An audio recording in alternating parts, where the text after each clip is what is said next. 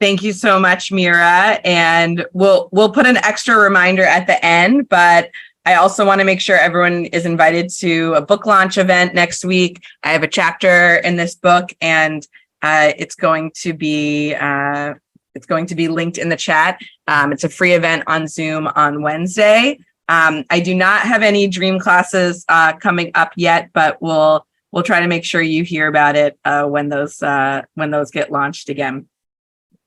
Hello, everyone. Hello. Great to be with you all. We have an amazing multi-page source sheet that I'm going to share with all of you in the chat very, very soon. But before I share the whole thing, I wanted to ask a question. And again, really Shabbat Shalom. Thank you all for these really sweet messages in the chat. It feels so good to be with all of you and just to see everyone being present together. Okay. So we have this line that some people might know from the Passover Seder. And I'm going to read it to you. Again, this will be in your source sheet. You will have it. But I just want us to think together for a minute. I want to get people's reactions. And if it wasn't already obvious, I love it when you write in the chat. So please keep writing in the chat. There is this line. There is a line that is in the Talmud. It's actually in Sota, which is part of Seder Nashim, the part of the Babylonian Talmud, which has to do with women. And there's this line that we often say in the Passover Seder. So you might have heard this in relationship to Passover. Again, I'm going to read you the line. I promise it'll be in the source sheet, which you'll get in a few minutes. Rav Avira taught, in the merit of the righteous women, Bishar Nashim Tzidkaniot, in the merit of the righteous women that were in that generation, the Jewish people were redeemed from Egypt. So, first of all, I want you to think about for a moment, if you've heard this phrase before. Some of you, I bet, are like, that's the most obvious thing you can say. And some people are like, wait, I've never heard that before. I'm going to put it in the chat, just the English. They said in the Talmud, in the merit of the righteous women that were in that generation, the Jewish people were redeemed from Egypt. And so I want to hear some people, again, maybe you've read this whole section of Sota, maybe you've just heard this line, maybe today's the first time you've ever heard it. I want to hear folks write in the chat, whether you've heard it before or not. What is this referring to? And again, it could be your own thoughts. It could be, oh, I know what comes after that on that page. What is this referring to? The merit of the righteous women who were in that generation. Again, this might be surprising to some people. Wasn't it Moses that redeemed the people from Egypt? You know, who were the people? All right, so we have Joel, who's already jumping to this week's Parsha, the daughters of Zelophehad. We're going to come back to that. Often we hear that it's Miriam. She advocated to her parents to even have another child after Moses and after Aaron and her. The Hebrew word for merit is schar. And again, you're going to have it in the source sheet in just a minute. The men weren't righteous enough. Shifra and Puah, maybe it was the midwives that actually saved these babies, that one of them, ended up that we are able to repopulate the Hebrews. Women continued to have babies even though they were in slavery. There's a really cool legend of Serach bat Asher. Yeah, we have we're speculating. We are purposely speculating. We have midwives. We have women who continued to even though Pharaoh's decree, they continued to have babies. Pharaoh's daughter, right? We could just say the whole redemption of the Jewish people was just from Pharaoh's daughter. We could give her all the credit, even if we wanted to. And I'm noticing that some people are actually starting to name incidents that happened after what we call the Exodus from Egypt. So people are mentioning Benot Zelophehad, the daughters of Zelophehad. We're going to meet them very soon. We have someone who mentioned the women women who didn't give gold for the golden calf, that was after leaving Egypt. The woman who, even though there was a death decree from Pharaoh, they defied the authoritarian leader. And we have someone who wrote pretty much my entire Seder. It's the women. We're giving the gratitude to the women. All right. Thank you everyone for engaging in this activity. And just want to name how interesting it is that, first of all, most of us here can think of at least one situation, whether it's Miriam, whether it's the midwives Shifra and Pua, whether it's someone later like Yocheved, or Pharaoh's daughter, that each of us can think of at least one and probably more than one where we're like, well, yeah, obviously it's because of the righteous women. Like, it's not like shocking. Like, what do you mean? Men have all the power. So I just want to name that. And also want to name that, notice how some of what we're writing is stuff that happened in Egypt that led to the Exodus from Egypt. But we already have a few folks who, some people already read this week's Parsha, but also some folks are naming things that happened at Sinai, after Sinai. And so notice that when we say redemption from Egypt, we might not only mean the things that led to getting out of Egypt initially, we also actually might mean, and I think that the rabbis here may have had in mind, the rabbis who were writing Sota 11b, which you're going to get in your source sheet in 45 seconds, they also meant throughout the time in the wilderness, meaning we didn't just need the original impetus and the actual let my people go and the plagues to be leaving, to make the exodus from Egypt, Yetziat Mitzrayim, going out, but actually the path that the Israelites are on right now in this week's Parsha, Bamidbar, Parashat Pinchas, we're in the book of Numbers, that actually we are still on this path.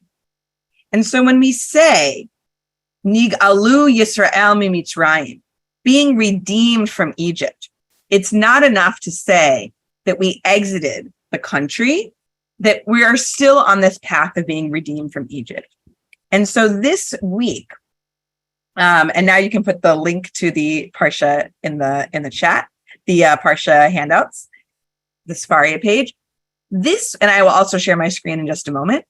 This week, we are going to meet some other women who may not be mentioned directly in this section in Sota 11b, but are essential to the Israelite path from Egypt to the Promised Land. And I'm going to share my screen and we're going to follow along together.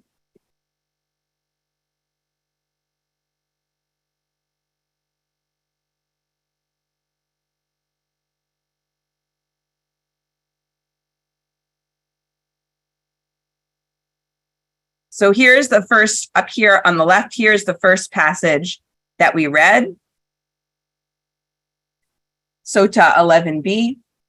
Rav Avira taught in the merit, Bishar Nashim Sid Kaniot, Shehayu Ba'oto Hador, that were in that generation, Jewish people redeemed from Egypt. So remember, a significant number of the people that are still alive are still of that generation. And so let's keep going and see what we learn about these righteous women in this week's Parsha.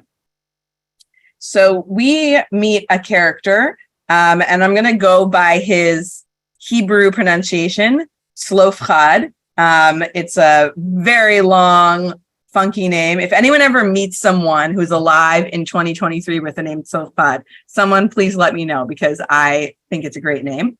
I would say that the only downside of that name is it's like the end of the alphabet. But other than that, I think it's like really fun. So we're going to meet a character named Zelophehad. And we're in a section of Numbers where Moses is going through and he's naming what's going to happen when we enter the new land and how is the land going to be divided up. And he goes through so-and-so, this tribe, it's going to be divided to this person, this person, this person, this tribe, da-da-da-da-da. And then he gets to Zelophehad. Zelophehad ben Chafar, he had no sons. only daughters. Not only did he have no sons and only daughters, he had 5 daughters. 5 daughters. Let's hear their names. Machla, Noah, Holga, Milcah, and Tirzah. So here's the 5 names. By the way, again, noticing some of these now, totally popular names we've seen around all kinds of places. Some of these names never heard of. And maybe it's time for them to bring them back. And let's meet. And so first, we just have a situation where it's like, and by the way, there's this guy Zelophehad, and oops, he doesn't have any daughters. Anyone want to guess what that means for the inheritance of Zelophehad's family? It means he doesn't get anything. So here, Moses is listing who gets what with the pieces of land. And he says, oh, well, women can't inherit land. Sorry. Bummer. I know, right? Just like Tevye and his 5 daughters. And so most of the time in the Torah, when something happens, when Moses is like, hey, here's the law. Here's what God said. Here's the way it is. If people rebel, it's problematic. We saw in Parashat Korach a few weeks ago where Moses is like, hey, I don't make the rules. I just repeat what God says. And let's have the, earth prove it to us. And guess what? The people who are going against Moses, they get sucked up by the earth, and it's not pretty. In this case, these daughters, these Benot Zelophehad, they come forward, and it names them again.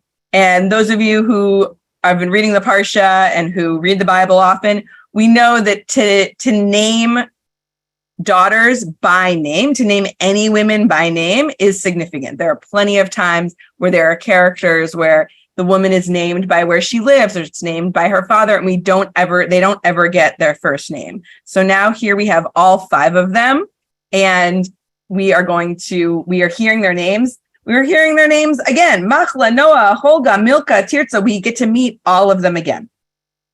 What do? They stand before Moses, Eleazar, the priest, the chieftains, and the whole assembly at the tent of the meeting. So this is not a private meeting. This is not a secret meeting. This is not an angry letter. This is a public declaration. What do they say? Our father died in the wilderness. He was not one of the faction, Korach's faction, with banded against Hashem, but died for his own sin and left no sons. And we don't know exactly what that means, but the idea meaning he died and he left no sons, and he was not part of this mega rebellion against you. So please don't hold that against him. They say, let not our father's name be lost to his clan just because he had no sons. Give us a holding among our father's kinsmen. And this is very significant. It's not the only time people push up against Moses, but it's significant because of how Moses reacts. And thank you to the person, someone just wrote in the chat a little bit about what are the Hebrew meanings of the English interpretation of each of these names.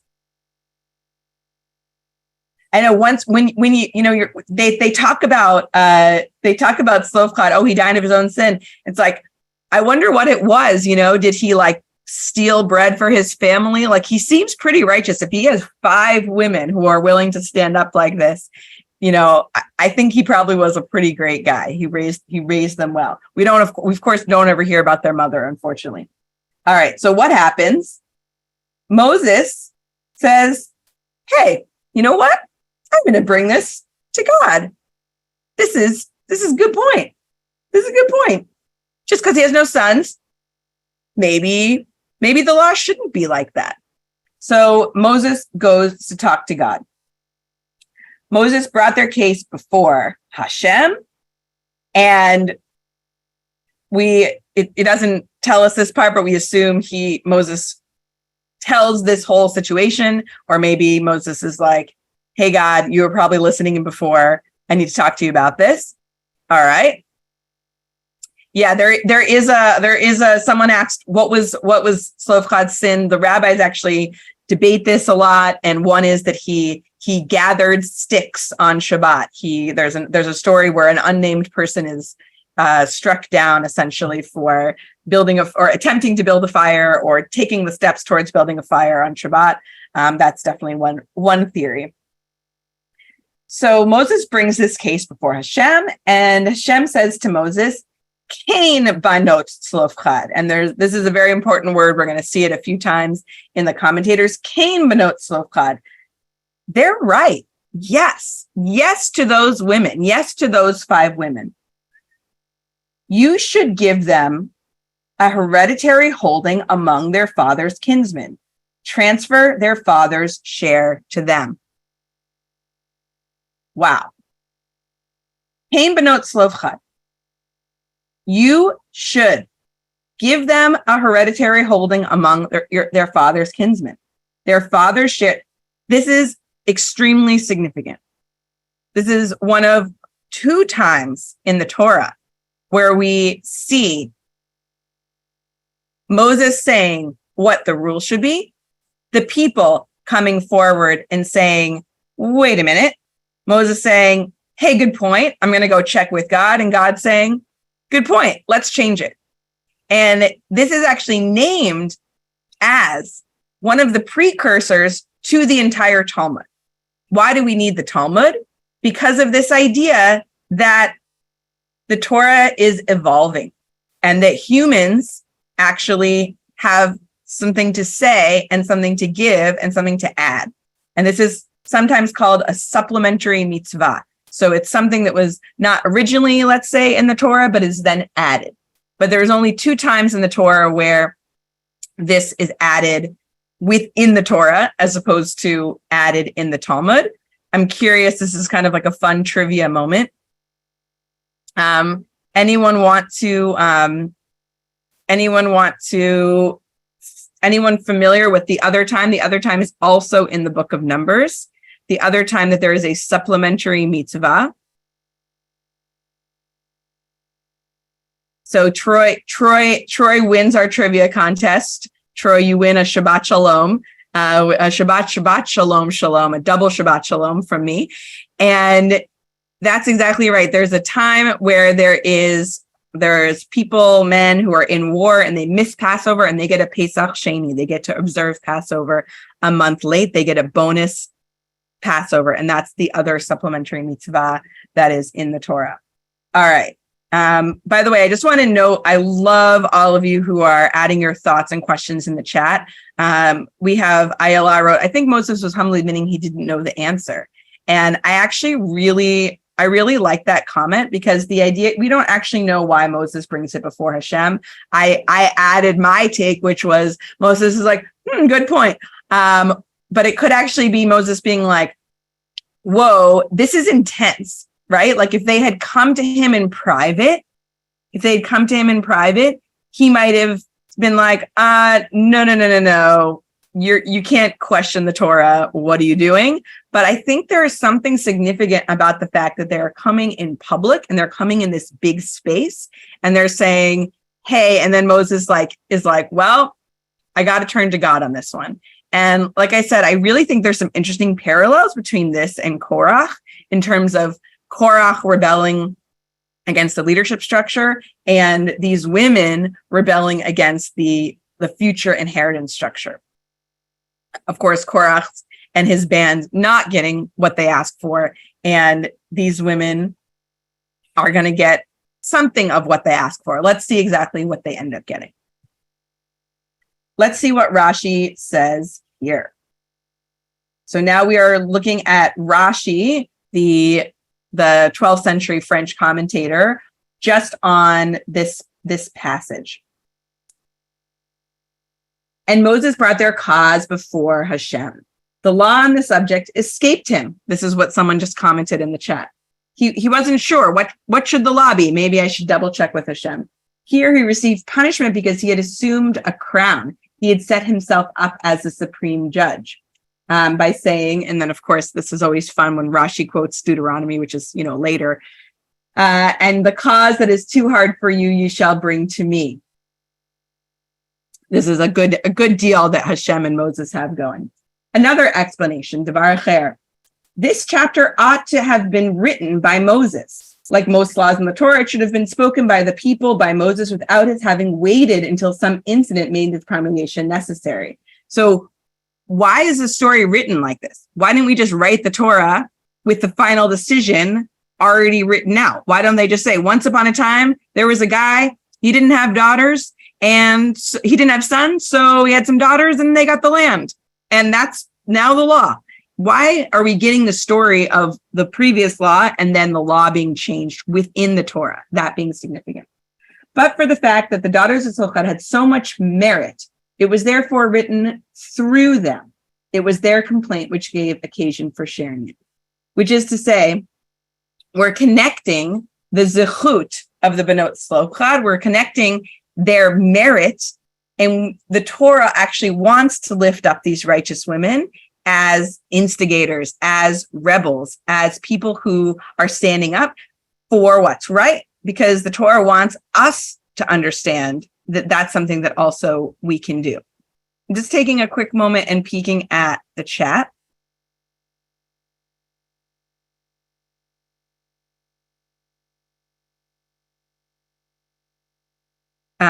Christina writes, it makes me think about how in this time women are bringing down the feminine aspect of the divine and how Hashem gave Chava to Adam as a helper. We as women are trying to elevate our children, husbands, men together, bringing down the truthfulness and essence of Hashem. And Noreen wrote, women didn't come in anger. They're dignified. They care for the heritage of their father and not for themselves. So it's not like they were like, hey, gimme my land, but they actually honored their father in this process.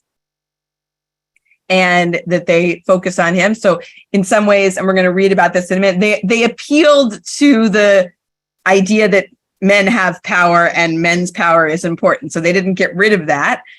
So it's not necessarily totally equally. Jumping gender boundaries. Yeah, I think there is some sort of implication that the Torah is flexible. I think that is a little bit, or that the Torah is pointing us in the direction of what ends up being the Talmud, which is like, we have to read it and read it again and really understand what's being said. All right. We're now going to read the last section from our Parsha that says, okay, so now what does this mean? What happens? What's the law? What's the new law going to be? What's the supplementary mitzvah? Further, so this is Hashem talking, speak to the Israelite people as follows. If a householder dies without leaving a son, you shall transfer his property to his daughter. Woohoo! That's what they were asking for. If he has no daughter, you shall assign his property to his brothers. So meaning, essentially, if he doesn't have a daughter or a son, you would give it to the next relative. If he has no brothers, you shall assign his property to his father's brothers. If his father has no brothers, you shall assign his property to his nearest relative in his own clan, who shall inherit it. This shall be the law of procedure for the Israelites in accordance with Hashem's command to Moses. Keeping the conversation going. All right. What I would like to do is we're going to look at a couple of other takes on this Parsha. And this next one is from Rabbi Danya Ruttenberg. Some of you might know of her. She is a rabbi and author and also the scholar in residence at the National Council of Jewish Women and does a lot of really amazing teaching on feminism and progressive issues related to the Torah. And then this is something that she wrote about these 5 women. Malcha, Noah, Holga, Milcah, and Tirzah come to Moses after their father Zelophehad has died. They had no brothers, so their inheritance is to be parceled out to distant male relatives. They ask for their inheritance using the language of the system they are trying to change. Moses and God confer, and it's decided that this case calls for structural transformation, a large-scale rewriting of inheritance laws. For on the other side of freedom, after crossing the Red Sea and everything that followed, the Israelites had to figure out how to create a just society, and even then, it is a work in progress. The daughters of Zelophehad challenge authority by going through established chains of command. When the system is reasonable but not perfect, it often makes sense to try to move the needle according to established rules. And I love this passage because I think it would be easy to say, someone's already asking, well, what about, could it go to his sisters? What if he doesn't have? And so I don't think we know the answer to that. And by the way, what we're going to read in a few minutes is that these daughters of Zelophehad, they still have to marry within the tribe. So if they marry outside the tribe, they can't keep the inheritance. So it's not necessarily 100%. Now we have an egalitarian system, but it's a step. And I love this language. When the system is reasonable but not perfect, it often makes sense to try to move the needle according to established rules. Yeah, we're getting some good questions. What if they don't marry at all? Good question. Can they actually own the land, or does that inheritance only come through their marriage? Good question. And here is the passage I was just referring to. And again, it's this is not in our parsha. This is a few weeks later, but this tells us who they ended up marrying. And again, it's very significant that the Torah goes in and lists all of the names over and over again. 5 names. That's a lot of space to be writing out, to be listing all of their names. Malcha, Tirza, Holga, Milka, and Noah, Zelophehad's daughters, I think they're in different order here, became the wives of their uncle's sons, becoming wives within the clans of descendants of Manasseh, son of Joseph, and so their share remained in the tribe of their father's clan. And then this is also referred back to later. Zelophehad, the son of Hefer, the son of Gilead, son of Machir, son of Manasseh, had no sons, but daughters. And these are the names of his daughters: Malcha, Noah, Holga, Milka, and Tirza. There again, not exactly the same order. Interesting. And they came before Eleazar the priest, before Joshua. This is now in the book of Joshua, so now they have crossed into the land. The son of Nun, before the princes, saying, the Lord commanded Moses to give us an inheritance among our brothers. And I think they mean this widely, right? They didn't have actual blood brothers.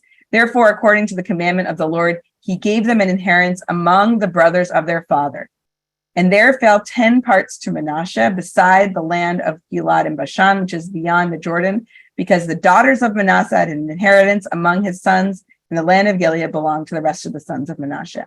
So I bring this to you also. We don't often read all the way into the book of Joshua, but to see this entire arc of this story, the original way the land was going to be divided up, what they asked for, how Moses spoke to God and intervened, and then actually what happened when they actually got to the land and accessed the land. All right. We're gonna do a little bit more here, and we're gonna look at both an ancient and a modern midrash about this question that I keep hearing from this group, and that I definitely came with today, which is, why have the Torah changed the law within the Torah? Someone could have just gone back and written it differently. Why keep this part of the story? And why lift up these 5 women? Why is that important to the Torah? And why is it important to us? So this is from Sifrei Bamidbar. It's a midrash composed in the Talmudic Israel. And here's what it says. And folks can be following with me on my screen, or you can get a link in the chat. Someone's adding, they set a much better example than Korah. They set and then someone else wrote, to set a precedent for us to think of the Torah as a dynamic and living document that evolves with us. Okay, those of you are going to love this next midrash. Again, 200 CE, kind of amazing. So it's quoting Bamidbar 27, and they drew near the daughters of Zelophehad. When the daughters of Zelophehad heard that the land was to be apportioned to the tribes and not to females, they gathered to take counsel, saying, And of course, by the way, the Talmud and the Midrash, they love to say, well, why is this the case? Oh, it says this line in Psalms, or it says this line somewhere else in the Bible. Not as the mercies of flesh and blood are the mercies of the Lord.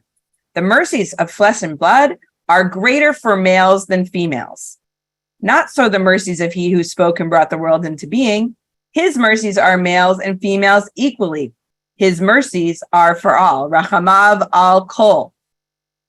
As it is written in Psalms 145:9, Tov Hashem lechol v'rachamav al kol ma'asav.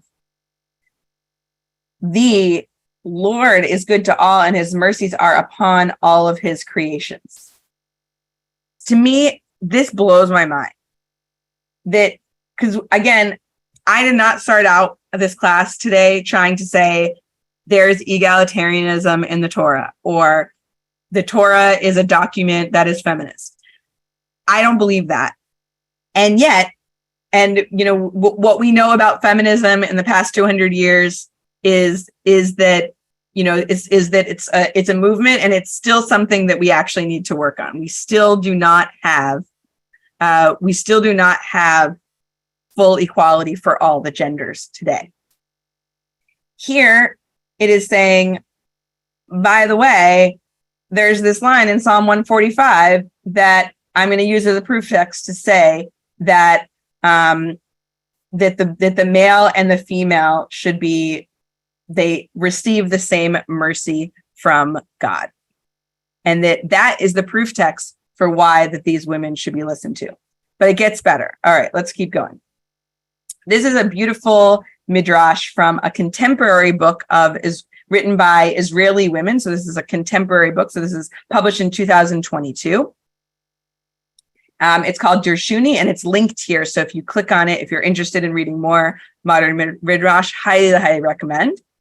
And so Tanot is just a name of a person.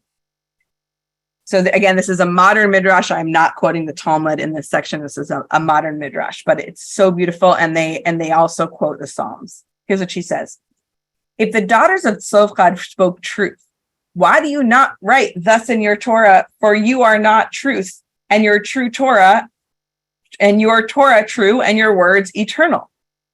Again, they're asking the same question that we were asking before. There's this idea that the Torah is perfect. So what's with the writing one thing and then changing it? Is that even allowed? God answered her, truth will sprout from the earth.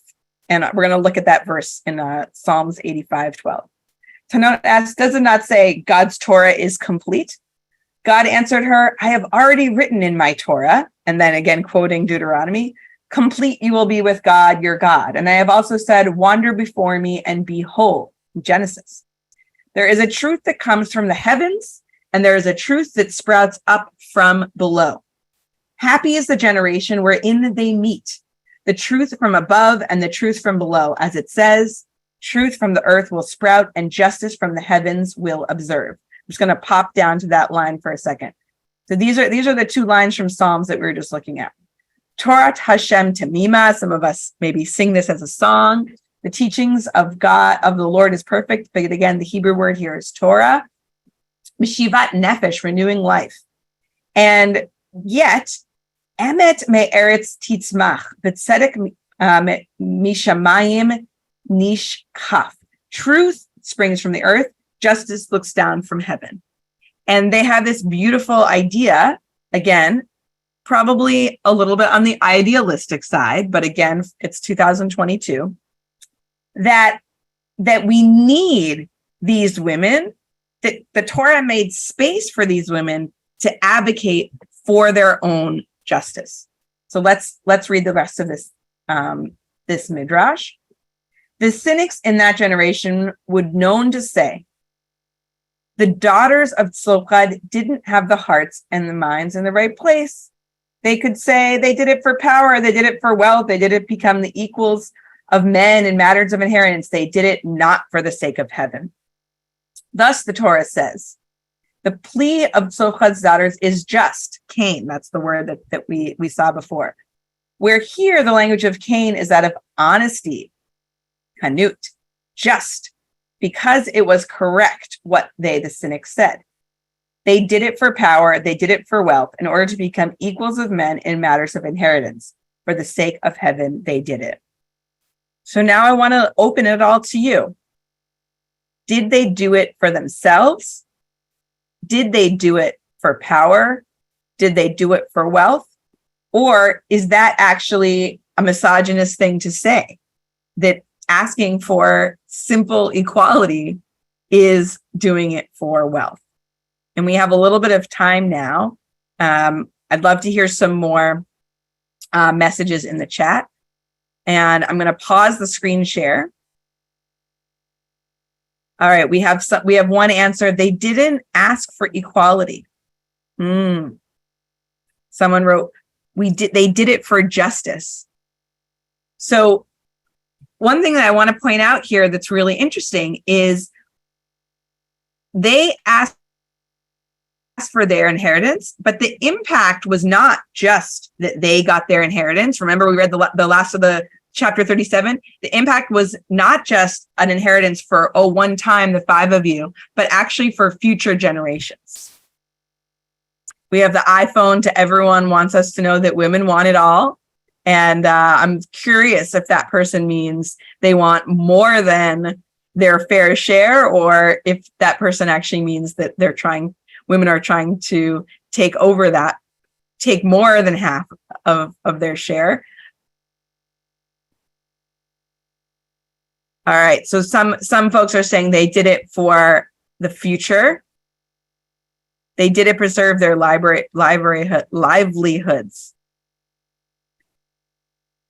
I think this is a really good question. What is equity? What is equity?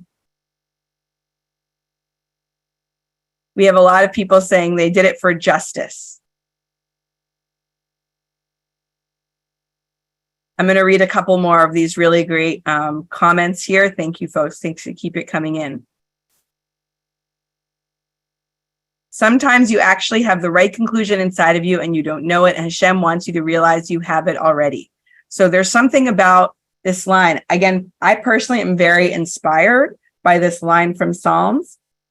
Emet me'eretz titzmach v'tzedek mishamayim nishkaf. Truth springs from the earth. Justice looks down from heaven. And I think of this also when I'm quoting Rabbi Ruttenberg. We need the activists to come up, the people who are calling for justice. We need them to speak out to the people in power so that the people in the power can make the changes. Traditionally, an inheritance is supposed to fulfill a continuing generational legacy. Who better than daughters, as otherwise outside the family, would have inherited?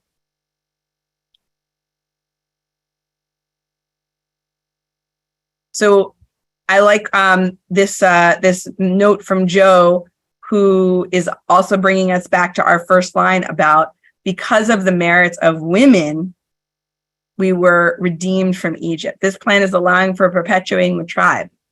Perhaps that tribe would have died out if those 5 women hadn't been able to keep their inheritance in the tribe. They might have married out of the tribe. It actually perhaps forced them to marry within the tribe. Ginny writes, it was very brave to do, regardless of motivation, a good role model.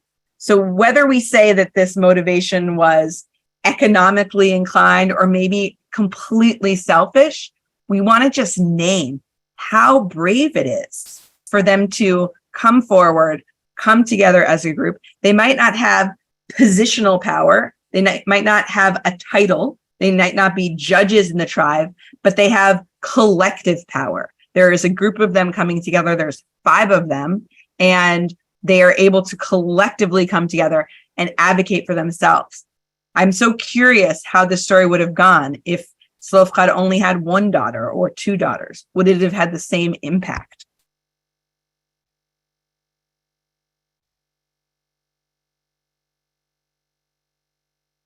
Saying it in their father's name and not being self-focused.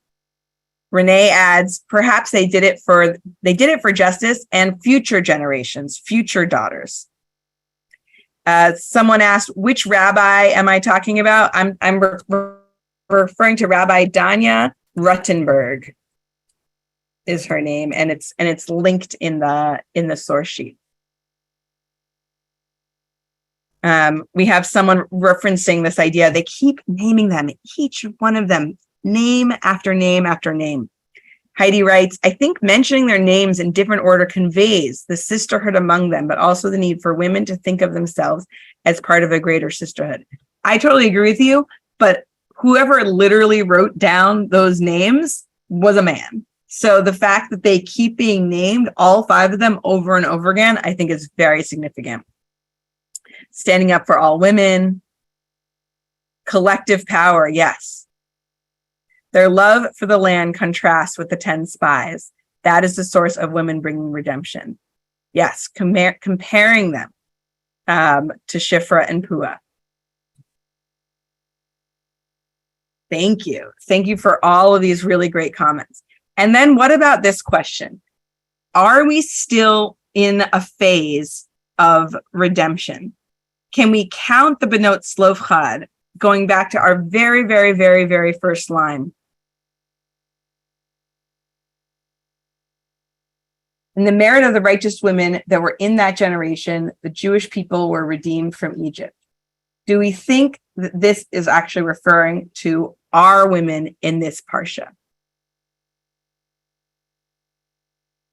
Are we still being redeemed from Egypt? Is that redemption? Is that fully coming out of Egypt and being a free people? Has that happened? Does anyone want to add a comment about that question? So we have a few yeses. It is a continuous